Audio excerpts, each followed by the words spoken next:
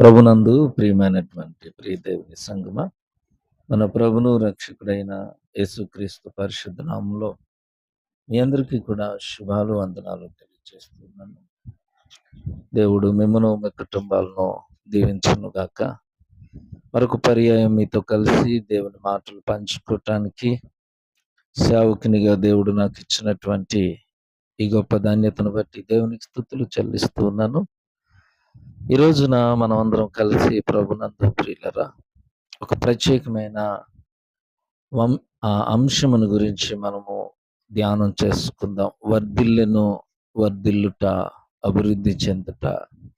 Bible గ్రంథంలో ఈ మాటలు మనము దావీదు భక్తుని యొక్క జీవితంలో చూస్తూ ఉంటాం.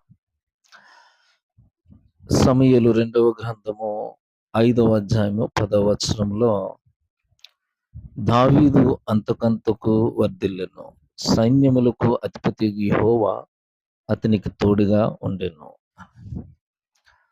ప్రియ దేవుని బిడ్డలారా, మనము జీవిస్తున్న ఈ జీవన పరిస్థితుల్లో మన జీవితంలో ఎన్నో విషయాలను గురించి మనము ఆలోచన కలిగి వాటిలో కొన్నిటి విషయమై ఎక్కువ చింతిస్తూ ఉంటాం. ఉద్యోగమును గురించి, బిడ్డల యొక్క వివాహం గురించి, లేకపోతే మన అవసరాల నిమిత్తమై కావలసినటువంటి ఆర్థికపరమైన విషయాలను బట్టి, బిడ్డల చదువుల కొరకు ఎన్నో విషయాల్లో మనము చింతన కలిగి ఉంటాము. కొంచెము కలవరంతో బాధపడుతూ ఉంటాం. అయితే ఈ వాగ్దానాన్ని మనము చదువుతున్నప్పుడు సైన్యములకు అధిపతి యెహోవా దేవుడు దావీదుకు తోడుగా ఉన్నాడని తెలియజేస్తుంది. ఎప్పుడైతే దేవుడు దావీదుకు తోడుగా ఉన్నాడో దావీదు యొక్క జీవితము అన్ని విషయాల్లో కూడా వర్ధిల్లుతూ ఉంది అని. దావీదు అంతకంతకు వర్ధిల్లెను.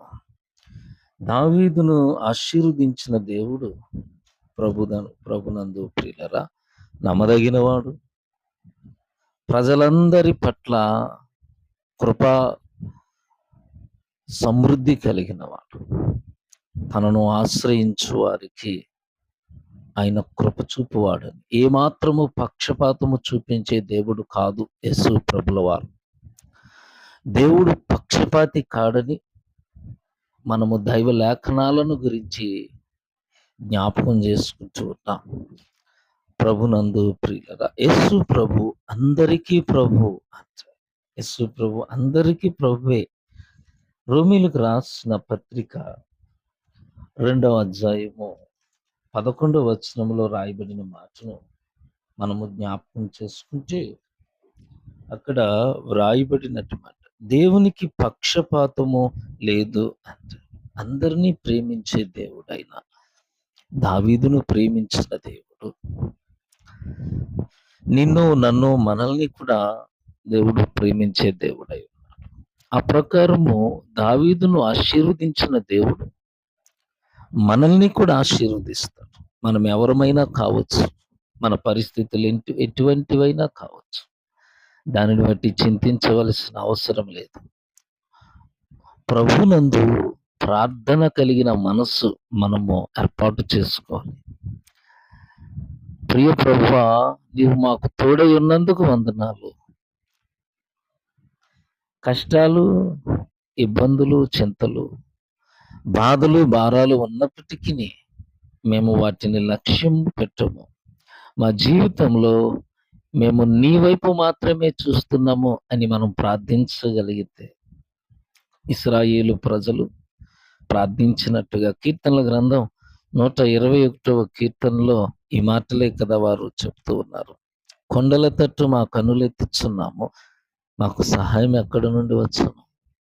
యెహోవానే మాకు సహాయం కలుగు. ఆయన భూమి ఆకాశములను సృజించినవాడు.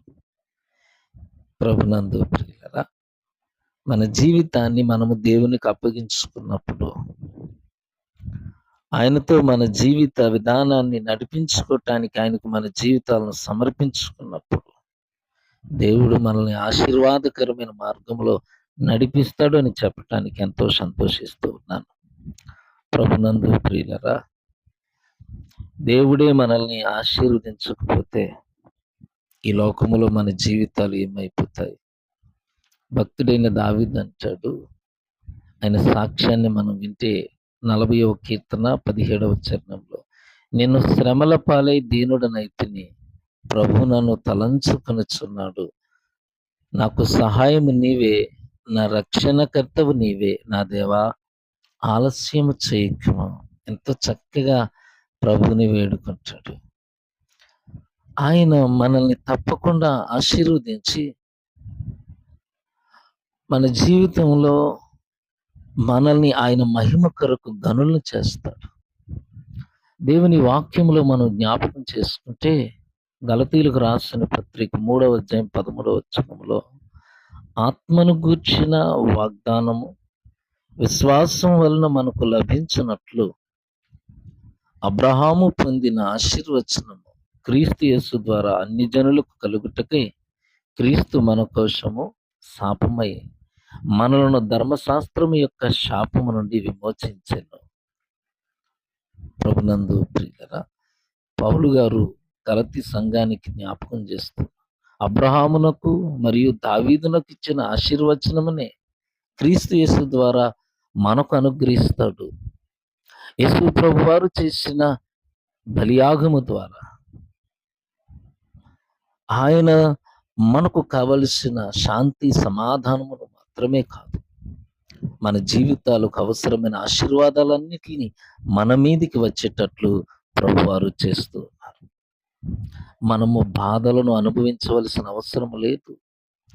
క్రీస్తు కృప మనల్ని సమృద్ధిగా చేస్తుంది. సమృద్ధికరమైన ఆశీర్వాదాలతో దేవుడు మనల్ని బలపరుస్తాడు. క్రీస్తునందు ప్రియులారా, దేవుడు మనకిట్టి గొప్ప భాగ్యాన్ని అనుగ్రహిస్తూ ఉన్నాడు. దావీదునకు తోడై ఉన్నట్లుగా దేవుడు మనకు తోడై ఉంటాడు. దావీదును దేవుడు వర్ధిల్లింప చేసినట్లుగా మీ యొక్క పనుల్లో, ఉద్యోగాల్లో, వ్యవసాయాల్లో, వ్యాపారాల్లో, ప్రతి విషయంలో కూడా దేవుడు మీకు తోడై ఉండి వర్ధిల్లింప చేసే దేవుడు. ఆయనను వేడుకొని ఆయన చిత్తానుసారంగా జీవించటానికి మనము సమర్పణ కలిగిన బిడ్డలమై ఆయనను ఆరాధిస్తూ, గణపరుస్తూ, స్తుతిస్తూ ఆయన మహిమ కొరకు మనము జీవించటానికి సిద్ధపడినప్పుడు ఏ విషయంలోనూ కూడా దేవుడు నిన్ను త్రోసివేయడు. సమస్తమైన ఆశీర్వాదాల చేత దేవుడు నిన్ను బలపరుస్తాడు. దేవుని కృప మీ అందరికీ తోడై ఉండును గాక. ఆమేన్.